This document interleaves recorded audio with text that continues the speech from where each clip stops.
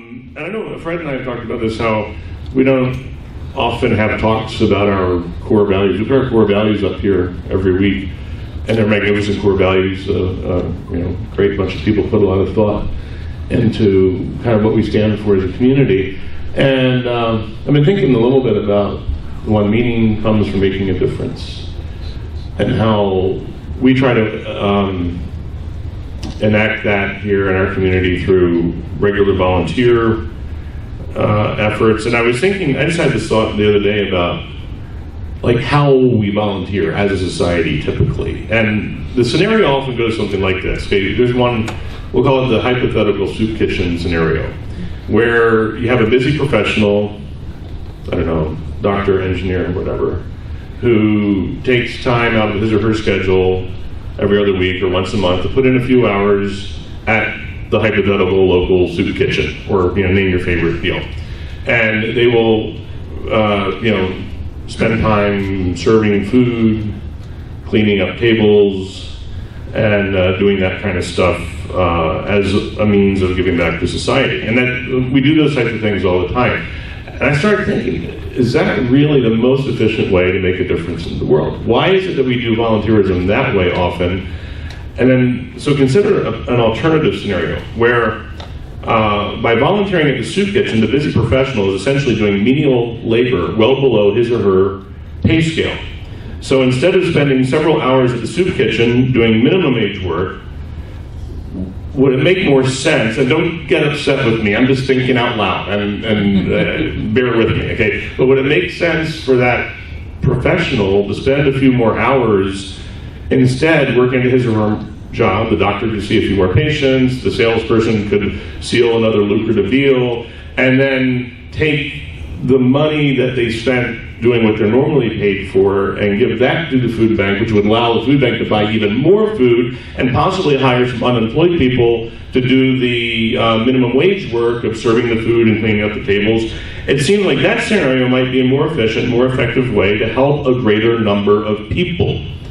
But the only problem with that scenario is humans don't operate like that. And I was wondering, why is it that we don't choose that route? Because instead, my whole life, I've been involved in volunteer efforts, and we all have. There's something in us that we need to be able to say, we got the t-shirt. We take satisfaction in being able to tell people, oh yeah, I was down at the soup kitchen, helping unfortunate people. Or I ran in the race to cure a disease.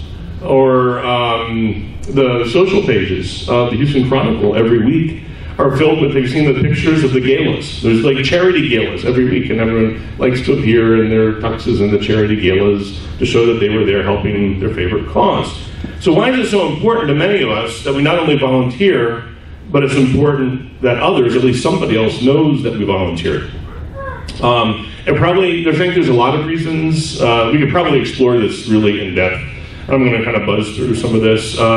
Probably connected to a concept we've explored before called reciprocal altruism, a concept that comes out of evolutionary psychology. Most of us, most normal human beings, have a desire to be known as kind and compassionate people by others. Such a reputation cements our place in the tribe, and in the ancestral environment where our brains developed, survival depended upon being connected to the tribe. We are not loners. Loners did not survive. We are a tribal species. We are a social species, a social animal. So it kind of ties back into that. We want people in the tribe to know that we are kind, in the hopes that someday, when necessary, they will be kind back to us.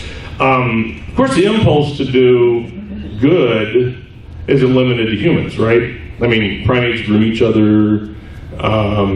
Some bats regurgitate food to other bats who weren't as successful hunting that night. And apparently the bats keep track of who's a sharing bat and who's not a sharing bat. And the non-sharing bats get left out. It's just not limited to us. Also, helping others could be a kind of fitness indicator. It's costly behavior, because it takes time, energy, resources. So by doing that, it suggests that we have those resources in ample supply. And then finally, it could be some kind of also a possible demonstration of potential parental investment, which is something we're always looking for in the back of our minds. Whether we have kids or not, or ever plan on having kids, nature has wired us to be on the lookout for potential contributors to parental investment. So so that means volunteering would look good on your eHarmony profile. That's all I'm trying to say. So the inclination to help others is so deeply ingrained by nature that we do nice stuff even for people we will never see again. Like tipping a restaurant server in a city we may never go back to again, tipping them generously. Now on the surface, that seems like, tipping someone you will never see again generously, or very generously, seems like kind of a waste. It doesn't make much sense. But the thinking is that our brains evolved in an environment where for hundreds of thousands of years there was no such thing as a person you would never see again, because you spent your entire existence in a tightly knit tribe of 100 to 150 individuals for hundreds of thousands of years. Our ancestors were never alone. So there's a part of our brain that thinks that every person we see is someone we know and someone we will see again. Some interesting studies have shown that when people are approached by a panhandler and they do not offer assistance, they experience a greater sense of guilt and emotional discomfort if they actually make eye contact with the person asking for help, rather than if they avert their eyes and do not make the eye contact. It's because our brains are programmed so that we want others to see us as generous. So evolution has clearly hardwired us to help others. This is there's a well-documented phenomenon called the Mother Teresa effect. Have you heard of that? Or regular acts of volunteering lower your blood pressure, produce more oxytocin, strengthen your immune system. And like I said, it's pretty well documented. It's a real deal. It happens. And apparently these kinds of responses happen not just when we're helping others, but when we even just observe somebody being compassionate or empathetic or making a difference. It elicits that kind of reaction. And when we hear about stories that demonstrate compassion on TV, in the movies, it makes us, at least temporarily, more compassionate. Empathy begets empathy. How many of us in here went to Sunday school at some point as kids? Okay, wow, that's huge. Okay, yeah, good. Good. If you went to a Christian church Sunday school at some point, good that you're going to understand what I'm trying to say. Okay. It wasn't all bad. Anyway, if you went to a Christian church Sunday school at some point, you probably learned the story of Zacchaeus. How many people know who Zacchaeus is? Still, if you do, well, maybe this might bring it back to you, because Zacchaeus was this. In Luke's gospel, he was this tax collector who worked for the Romans, who was despised. He lived in the city of Jericho, but he had no friends because he worked for the Romans, and he also took apparently a bigger cut of his more than his fair share of the taxes. So he was basically a despised, lonely individual. But when Jesus came to town and the crowds came out to see him, Jesus singles out Zacchaeus and says he wants to go have dinner at his house. I want to give you the honor of coming to your house for dinner. And Jesus apparently was something of a bum because he was always inviting himself over to dinner somewhere. Anyway, there's this little song, bear with me, that you learned about Zacchaeus. And I'm sorry I have to do this to you, but I actually have to sing the song. Because it doesn't make sense again. And then there's motion. So if you know the motions, do it. If you want to sing along, sing it. Although there's slightly different versions depending on which denomination you grew up in. But it goes like, kids are having fun today. Okay. Yeah, was it the teen week? That's cool. We're glad to have a lively teen group. It's wonderful. Okay, so the song goes like, thank you, Alexis. Zacchaeus was a wee little man was he. Do you know this one? He climbed up in the sycamore tree to see what he could see. Along came Jesus passing by. He looked up and he said, what did he say? Zacchaeus, you come down. You guys know it. You're so bashful. You come down. For I'm going to your house today. We love that song as kids. I mean, we learned it when we were like 4 or 5, okay? The song, and then it sticks. It's a song that, you know, a lot of people know, a lot of kids know it. Okay, the story never happened, okay? It didn't happen. We know that. But that's not the point. The point is that millions and millions of people know the story of Zacchaeus. The story has an undeniable stickiness factor. The reason it sticks, the reason it's so popular, is because it warms our hearts a little bit. It's the story of a loner who found acceptance and redemption and a new beginning. It's a story of compassion and empathy, and nature has wired us to respond to those kinds of stories. Empathy begets empathy. Basically the same reason why so many people, even non-religious people, know the story of the Good Samaritan.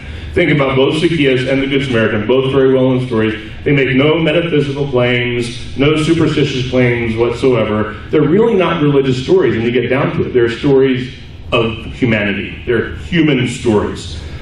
Stories of compassionate people reaching out to another human being in time of need. And I think the lasting power of these stories holds a lesson for us as secular humanists. The free thought movement is very good at dealing with the cognitive side of human existence. The free thought movement's great at talking about science. You know, Cosmos is coming on tonight, and I'm going to watch it. I'm excited. You know, evolution, statistics, stuff like that. What we haven't been so great at is talking about the affective side of human experience, the emotions that drive us, the emotions that make life worth living. We don't talk so much about things like love and hope and forgiveness and compassion, and until we do, secular humanism will never be a compelling option for most humans. It makes me wonder if we need to develop eventually our own Zacchaeus stories, our own Good Samaritan stories that we can pass on to our children and grandchildren. So why is helping others a core value for a secular humanist community? Why do we at Oasis do at least one big volunteer event each month? I'm sometimes sure people in this free thought movement say it's important for us to be doing these kind of things so that people will see that non-religious people care too, that we have a heart, and that's okay. But, you know, I really don't see that as a compelling reason to do this, because basically, I don't think anybody's really keeping score. There's no giant scorekeeper somewhere keeping track of all the good deeds done by all the religious people and all the good deeds done by all the non-religious people and then comparing them at the end of the day. That doesn't happen. Whenever we go down to the food bank or somewhere, people aren't just blown away saying, hey, look at all these nice free thinkers. No, we're just one group among many other groups doing the work that day. Doing good works to advertise our goodness, I don't find it the most compelling reason. We as an organization make a habit of helping other humans because that's just a human thing to do. Humanists are committed to the betterment of the human condition for all humans, period. But there is maybe a way our volunteer projects can help to make the world a better place beyond the project itself. As I said before, humans respond positively when they see tangible examples of humans helping other humans. We need examples of people helping others. Empathy, that's why it's important to wear the t-shirt and to attend the gala and to run in the race, because we do need those examples. Empathy begets empathy, oxytocin begets oxytocin. And the last time we did a Rebuilding Houston Together project, people in the neighborhood were interested. We talked to neighbors next door, neighbors down the street, neighbors across the street. They wanted to know what we were up to. And, you know, they were impressed that there were people taking time to help other people. And so when we were out there working on volunteer projects that others can see, people who drive by the work site and see what we were doing are exposed to a tangible act of kindness and compassion. And that will have some kind of effect. They may not even have to stop and talk to us. They'll drive by and say, oh, there's people doing something nice out there. And the effect might be small. It might even be subliminal. They might become a little nicer that day because of the oxytocin boost. They might smile just a little bit more that day. They might just do a few more random acts of kindness in their lives that day. And then people on the receiving end of those acts of kindness will help others. And then the ripple effect will spread. And then eventually Putin will withdraw from the Ukraine, and Jews and Arabs will be embracing each other and breaking bread together. And nobody will know why.